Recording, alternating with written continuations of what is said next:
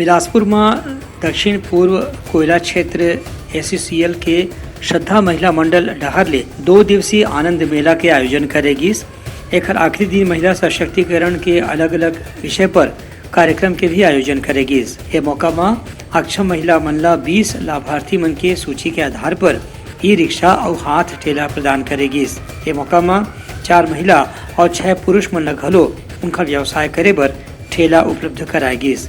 श्रद्धा महिला मंडल डहरले हर साल ऐसे आयोजन करे जाते जेकर से महिला मन ला आर्थिक रूप से आत्मनिर्भर बनाए जा सके।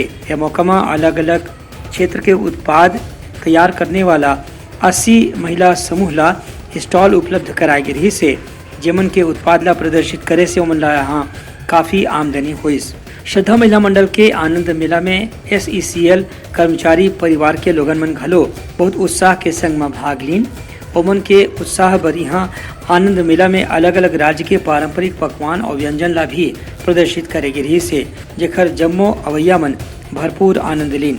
बताया गया है कि ये मेला में SCCL निदेशक मंडल के श्रद्धा महिला मंडल के उपाध्यक्ष रीतांजलि पॉल, सदस्यगण राजेश श्रीनिवासन, संगीता कापरी और सुजाता खमारी समेत अलग अलग सदस्य मन सक्रिय रूप से भूमिका निभाई। ब्यूरो रिपोर्ट, उतलंघा न्यूज।